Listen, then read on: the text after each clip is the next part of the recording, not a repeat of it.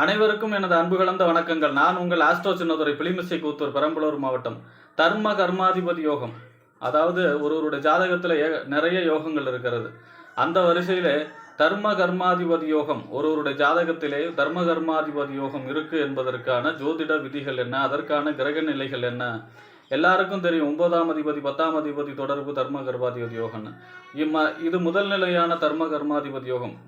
இன்னொரு தர்ம கர்மாதிபதி யோகமும் இருக்கு. அதற்கான கிரக நிலைகள் என்ன, இந்த தர்ம கர்மாதிபதி யோகம் இருந்தால் அவருக்கு வாழ்நாளிலே கிடைக்கக்கூடிய பயன்கள் என்ன, அது எப்பொழுது நடைமுறைக்கு வரும், இது போன்ற விஷயங்கள் எல்லாம் இந்த ஜோதிட தகவல்களிலே பார்ப்போம். இது போன்ற தொடர்ந்து ஜோதிட தகவல்களை பெறவும், தமிழ் மாத ராசி பலன்களை தெரிந்து கொள்ளவும் நமது சேனல் ஆஸ்ட்ரோ சின்னதுரையை சப்ஸ்கிரைப் செய்து கொள்ளுங்கள், லைக் பண்ணுங்கள், நண்பர்களுக்கு ஷேர் பண்ணுங்கள். தர்ம கர்மாதிபதி யோகம் பொதுவாக 9ஆம் இடங்கிறது ஒருவருடைய ஜாதகத்துக்கு பாக்கிய ஸ்தானம்னு சொல்லுவாங்க. அதாவது திரிகோண ஸ்தானத்திலேயே உயர்ந்த ஸ்தானம் அதுதான். 10ஆம் இடத்து அதிபதி தொழில், புகழ், அந்தஸ்து, கௌரவத்தை சொல்லக்கூடிய இடம். அதாவது கேந்திரத்திலேயே உயர்ந்த கேந்திரம் அதுதான். அதாவது கேந்திரங்கிறது 1, 4, 7, 10 1.5 லக்கணத்துக்கு 1.5 லக்கணத்தை விட 4ஆம் இடம் பலமும், அடுத்து 7ஆம் இடம் அதை விட பலமாகவும், 10ஆம் இடம் அதை விட பலமாகும். அதே போல் 5ஆம் இடத்தை விட 9ஆம் இடம் பலமானது. ஆக பலம் வாய்ந்த திரிகோணமும் பலம் வாய்ந்த கேந்திரமும் சொல்லக்கூடிய இடம் தான் 9ஆம் இடமும் 10ஆம் இடமும். ஆக இந்த 9ஆம் அதிபதியும் 10ஆம் அதிபதியும் இந்த கர்மாதிபதி யோகத்தில் இருந்தால் அவர்களுக்கு எல்லாமே சரியான வயசில் கிடைக்கும்.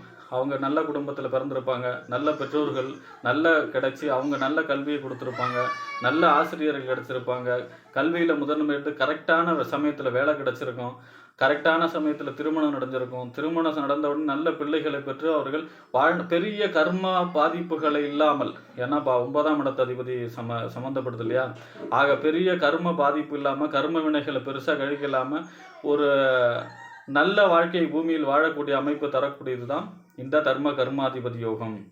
ஆக ஒருவருடைய ஜாதகத்தில் 9ஆம் இடத்து அதிபதியும் 10ஆம் இடத்து அதிபதியும் சேர்க்கை பெறுவது, 9ஆம் இடத்துலையோ அல்லது 10ஆம் இடத்துலையோ.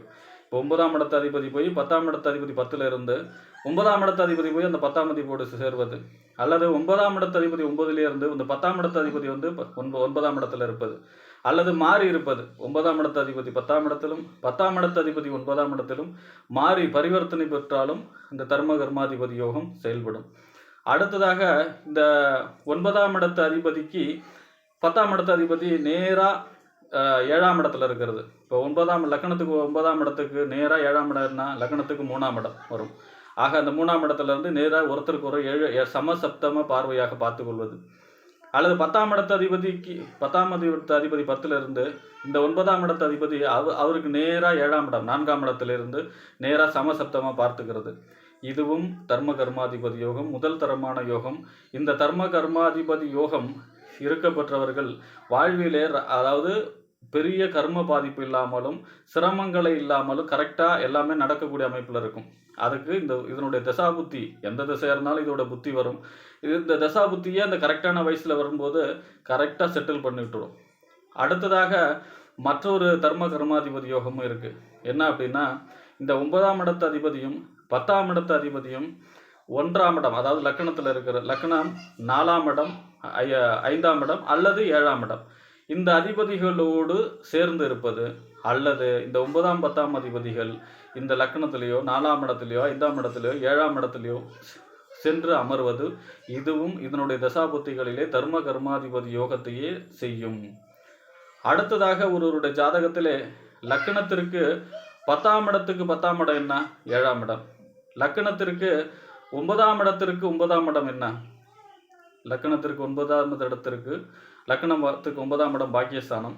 இந்த 9ஆம் இடத்திற்கு 9ஆம் இடம் என்பது லக்கணத்திற்கு 5ஆம் இடம்.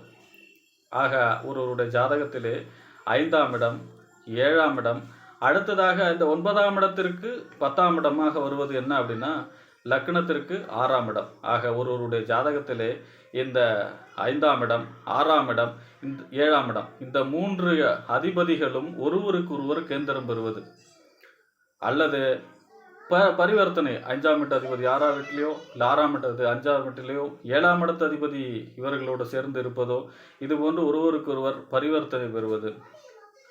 அல்லது நமக்கு லக்னம் இருக்குன்னு வச்சுங்க. அந்த லக்னாதிபதி போய் ஒரு வீட்டில் இருப்பார். இப்போ ஒருத்தர் துலா லக்னாதிபதி யார்? சுக்கிரன் போய் மிதுனத்தில் இருக்கார். மிதுனத்துக்கு அதிபதி யார்? புதன். இந்த புதனோடு லக்னத்திற்கு இந்த புதனோடு இந்த லக்னத்திற்கு 5ஆம் இடத்து அதிபதியோ 5ஆம் இடம் 6ஆம் இடம் 7ஆம் இடத்து அதிபதி சேர்க்கை பெறுவது, இதுவும் தர்ம அதிபதி யோகத்தை தரும். அதனுடைய தசாபுத்தியிலே மிகச்சிறப்பாக இருக்கும். தசாபுத்தியே வரலாம் கூட மற்ற புத்திகளிலே நல்ல பலன்களையே தரும். பெரும்பாலும் இந்த அமைப்புகள் எல்லாமே நல்ல தசாபுத்திகள் வர்றதுக்கான ஒரு அடித்தளம் மாதிரி இருக்கும். ஆக ஒருவருடைய ஜாதகத்திலே இது போன்ற தர்ம கர்மாதிபதி யோகம் இருந்தால் அது வாழ்நாளிலே எவ்வளவு சரிவுகள், எவ்வளவு இது வந்து கீழ், அதாவது அடிமட்டத்தில் இருந்தால் கூட வாழ்க்கையுடைய உச்சத்திற்கு வந்து வெற்றியை காண்பார்கள் என்று கூறி விடைபெறுகிறேன். நன்றி, வணக்கம்.